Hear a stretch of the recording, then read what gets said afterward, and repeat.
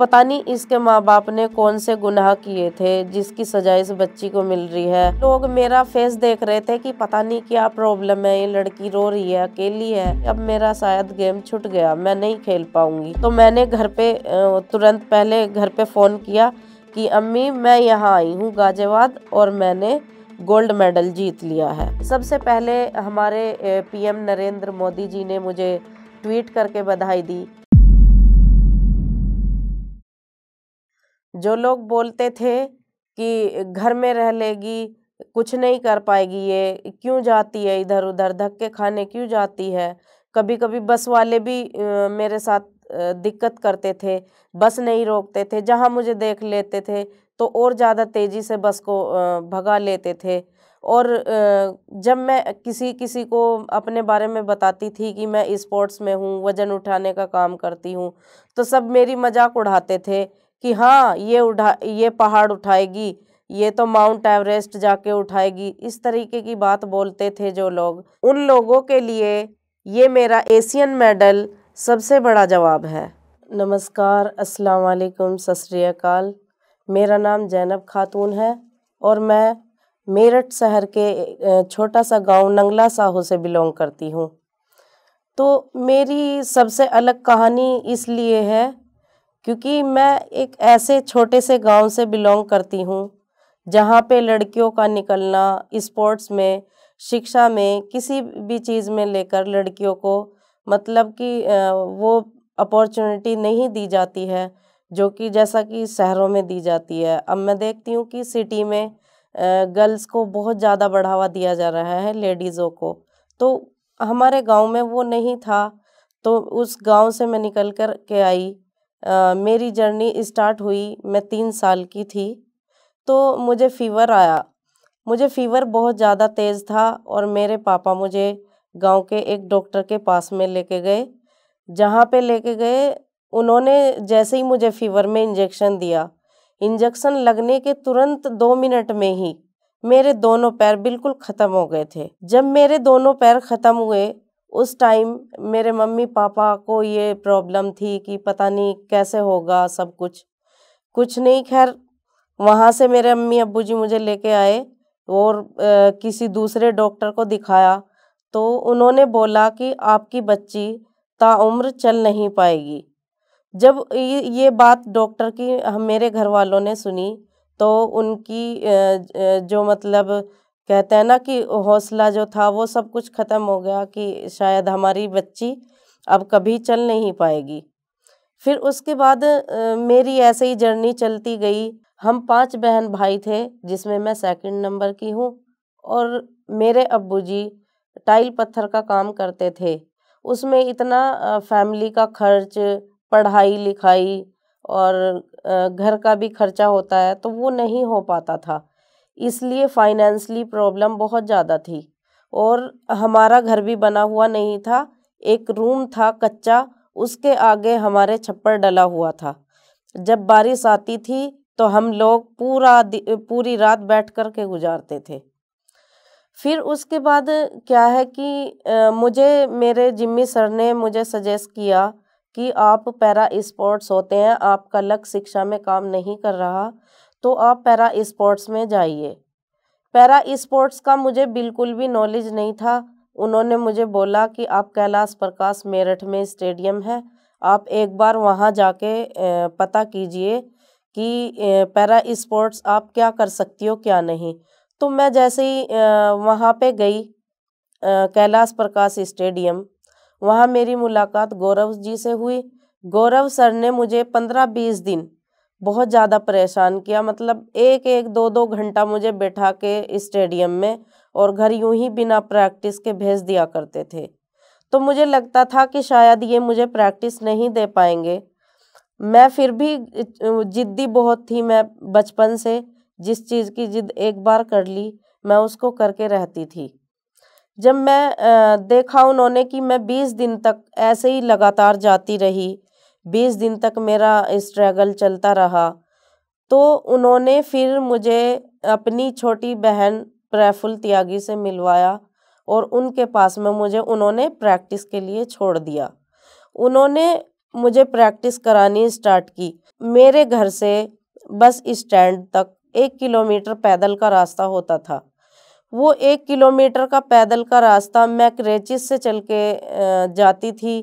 बहुत ज़्यादा थकन भी होती थी, कभी-कभी मन में ये भी आता था कि इतनी थक गई हूँ, प्रैक्टिस कैसे हो पाएगी। फिर मैं अपने बस स्टैंड पे खड़ी होती थी।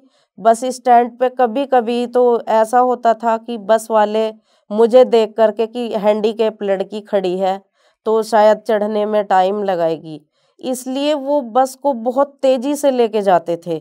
मतलब रुकते-रुकते बस बहुत, जहाँ देखते थे कि मैं खड़ी हूँ, तो बहुत तेज़ी से बस हो जाती थी। जैसे ही बस रुकती थी, मैं जल्दी-जल्दी से चढ़ने की कोशिश करती थी कि कहीं मेरी वजह से इनका टाइम वेस्ट ना हो जाए। फिर वहाँ से जाके मैं बस स्टैंड में, मवाना बस स्टैंड होता है हमारा, मैं वहाँ उतरती थी और वहाँ से स्टेडियम तक के 10 रुपए लगते थे। स्टेडियम को अगर मैं रिक्शे से जाती थी तो 10 रुपए लेते थे, लेकिन मैं सोचती थी कि घर में फाइनेंशियली प्रॉब्लम है, अब्बू जी इतना नहीं कर पाते, तो ये सब कैसे होगा। मैं उन 10 रुपयों को बचाने के लिए बस स्टैंड से स्टेडियम तक पैदल चलती थी। फिर उसके बाद 2 घंटे मेरी प्रैक्टिस होती थी 11 साढ़े 11 बजे तक। फिर उसके बाद जब मैं 11 साढ़े 11 बजे प्रैक्टिस से फ्री होती थी, बॉडी बहुत पैनिक होती थी। फिर उसके बाद मैं फिर से पैदल आके बस स्टैंड में आना, फिर बस से वापसी गांव के बस स्टैंड उतरना। कभी-कभी कोई गांव वाला होता था जो हेल्प कर देता था बाइक से, उनके साथ में आती थी। मगर मेरा जो घर है वो बहुत अंदर गली में आके है गांव की, वहाँ तक फिर थोड़ा बहुत पैदल चलना होता था। तो जब स्टेडियम से मैं घर आ जाती थी, तो घर पे मुझे सिलाई का काम भी करना होता था, क्योंकि उससे ये था कि स्पोर्ट्स में जब इंसान होता है तो डाइट का भी खर्चा होता है, और डाइट का खर्चा बहुत ज़्यादा होता है। इसलिए मैंने धीरे-धीरे अपने घर पे मशीन ली और मैंने हाथ से स्टिचिंग करनी स्टार्ट की, जिससे मेरा खर्चा निकलता गया। मैं स्टेडियम से आके 2 घंटे स्टिचिंग को देती थी, मैं कपड़े सिलती थी अपने गांव में। तो उसके बाद हैंड क्राफ्ट होता था, कुछ उससे करती थी। कुछ ब्राइडल मेहंदी भी मेरे को लगानी आती थी। गांव में शादियां होती थी तो मैं मेहंदियां लगाती थी, कुछ मेरा खर्चा वहाँ से निकलता था। तो आगे जब मैं, मतलब गांव की मेंटलिटी कुछ ऐसी थी मेरे गांव की, जो जब मैं गांव से निकलती थी तो हमारे गांव के लोग बोलते थे कि पैर में प्रॉब्लम है, लेकिन इस लड़की को चैन नहीं है। मतलब ऐसा है कि जब इसको सिलाई आती है तो ये क्यों बाहर पढ़ने जाती है, घर में रह के सिलाई भी तो कर सकती है ना। घर में और भी काम धंधे होते हैं, वो भी कर सकती है। कुछ लोगों के वर्ड्स इतने बुरे होते थे, मतलब कि जैसा दिव्यांग को बोलते हैं कि लंगड़ी है, मतलब इस तरीके का गंदा वर्ड यूज़ करते थे कुछ लोग कि इसको चैन नहीं है, ये बैठती नहीं है। कुछ लोगों को तो ये भी लगता था कि शायद ही मैं कभी कुछ कर पाऊंगी। उनको लगता था कि सिर्फ मैं रास्ता नापने के लिए जाती हूँ और वापसी आ जाती हूँ। कुछ लोग हमारे गांव के जो बस स्टैंड पे पंचायतें लगती हैं, गाँवों में अक्सर होता है, तो वहाँ पे लोग अक्सर जिक्र किया करते थे कि शायद यार इसको इतने दिन हो गए लड़की को, आज तक ना ही नौकरी लगी है, ना ही कुछ कर पाई है, हमें तो लगता नहीं शायद ये कुछ कर पाएगी, ये तो दिनों को धक्के दे रही है। इस टाइप से बोलते थे। कुछ लोग कहते थे कि पता नहीं इसके माँ बाप ने कौन से गुनाह किए थे जिसकी सजा इस बच्ची को मिल रही है। इस तरह की बातें बहुत ज़्यादा सुनने को मिलती थी, क्योंकि अक्सर होता है, एक तो मैं मुस्लिम परिवार से, दूसरा मैं विलेज से, तीसरा कि मैं एक ऐसे मोहल्ले से निकल के आती थी जहाँ एजुकेशन या खेल कूद से रिलेटेड कोई, किसी को कोई नॉलेज नहीं थी। इसलिए मैंने गांव वालों से अपना स्पोर्ट्स का जो मेरा रास्ता था वो मैंने छुपा के रखा, मैंने किसी को कुछ नहीं बताया। जब मुझे ऐसे ही प्रैक्टिस करते करते 2 मंथ हो गए थे, तो 2 मंथ के बाद मेरा स्टेट का गेम था गाजियाबाद मधुबन में। तो जब मैं पहला स्टेट खेलने पहुंची, किसी को मेरे घर में नहीं पता था, किसी को मोहल्ले में नहीं पता था। मैं बोली कि मेरा एग्ज़ाम है, मैं एग्ज़ाम देने जा रही हूँ। एग्ज़ाम देने के बहाने मैं गाज़ियाबाद आई और देखा कि मैं फर्स्ट मेरा स्टेट था और मैं पहले ही स्टेट में गोल्ड मेडल लेके आई। जब मैंने गोल्ड मेडल अचीव कर लिया तो मैंने घर पे तुरंत पहले घर पे फ़ोन किया कि अम्मी मैं यहाँ आई हूँ गाज़ियाबाद और मैंने गोल्ड मेडल जीत लिया है। तो उनको बड़ा अचंभित लगा कि बता के तो क्या गई थी और हुआ क्या। तो सबको बहुत खुशी हुई घर में। मैंने बोला कि मैं भी न्यूज़ वगैरह में नहीं निकलवाऊंगी क्योंकि गांव वाले बहुत ज़्यादा उंगलियां उठाएंगे। इस डर से मैंने किसी न्यूज़ को भी कोई इंफॉर्मेशन नहीं दी और ऐसे ही मेरा सफ़र चलता गया। धीरे धीरे मैं आगे बढ़ती चली गई। मुझे प्रैक्टिस थोड़ा हाई लेवल की होने लगी। फिर मैं नेशनल का मेरा गेम था दोस्तों, तो वो कोलकाता में था। जो मुझे प्रैक्टिस कराती थी मेरी मैडम, उसने मुझे बोला कि मैं आपके साथ जाऊंगी। तो उस टाइम होली और शब-ए कदर की जो रात होती है वो एक साथ थी। तो मैडम बोली कि होली है, मैं नहीं जा पाऊंगी।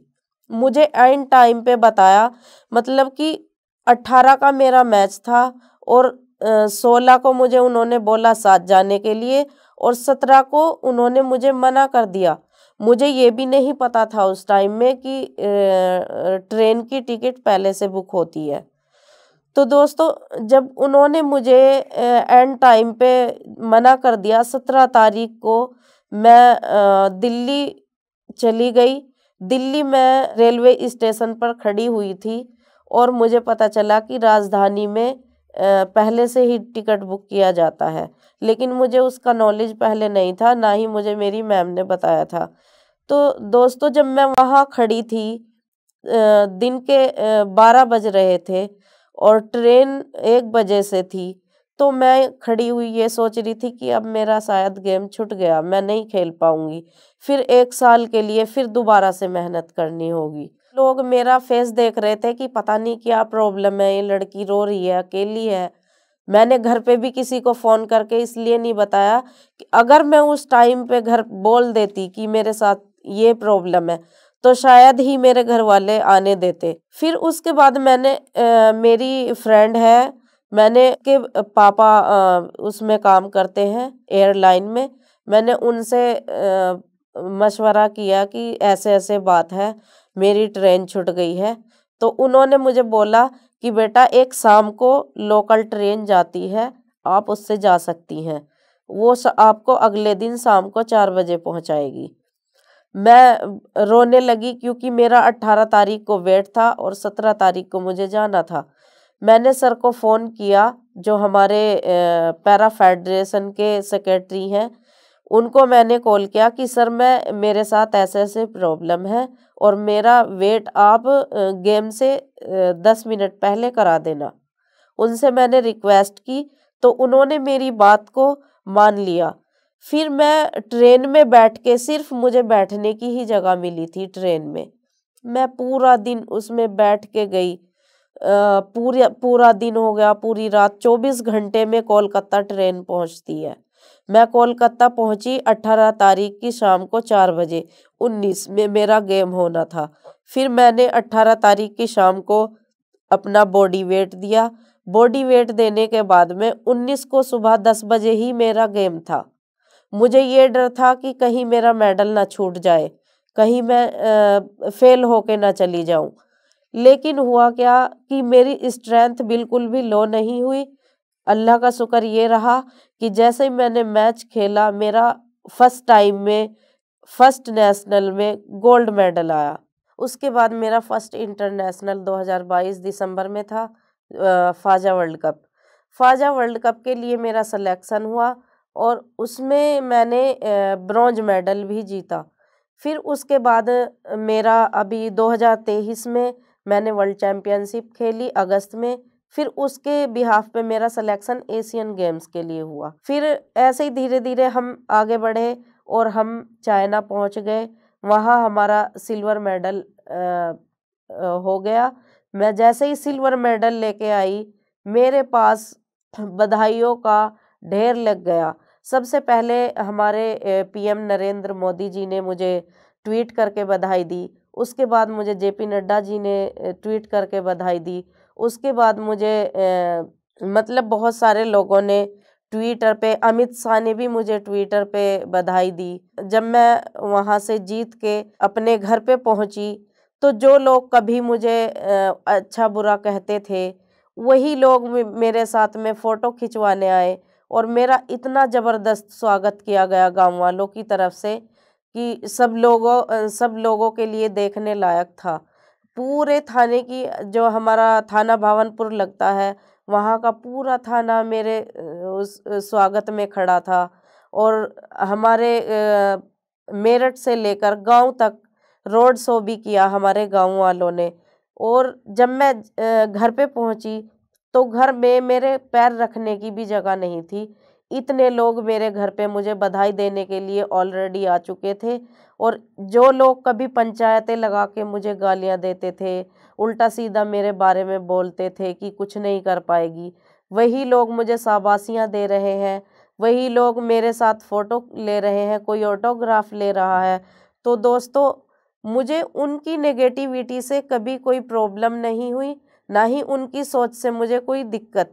क्योंकि उन कहीं ना कहीं कहते हैं कि जब किसी की लाइफ में जब तक कोई चैलेंज नहीं होता तो लाइफ भी नहीं चेंज होती है। तो मेरी लाइफ में इतने सारे चैलेंज थे कि मुझे अपनी लाइफ खुद से चेंज करनी पड़ी।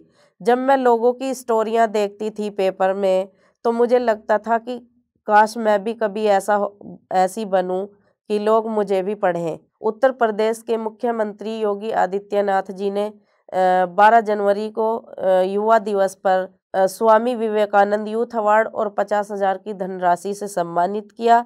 फिर उसी 26 जनवरी को मुझे लखनऊ बुला करके राजभवन में रानी लक्ष्मीबाई अवार्ड भी योगी आदित्यनाथ जी ने ही दिया है। और फिर 27 जनवरी को भी उन्होंने सम्मानित समारोह रखा। एशियन और पैरा एशियन गेम्स वाले जितने भी विनर थे, सभी बच्चों को उन्होंने सम्मानित किया। उसमें मैं भी थी और उन्होंने मुझे 1.5 करोड़ की धनराशि से सम्मानित किया है। जाते जाते अपनी बहनों के लिए, जो महिलाएं हैं, विलेज से हैं, सिटी से हैं, जैसे भी हैं, मैं उनके लिए एक मैसेज ही देना चाहूँगी अपनी तरफ से कि लाइफ में परेशानियाँ, स्ट्रगल, ये तो सब कुछ लगा रहता है। लेकिन उससे निकल करके जब आप कुछ अलग करेंगे तो ये लोगों के लिए मैसेज होगा कि आप अपनी लाइफ में आगे बढ़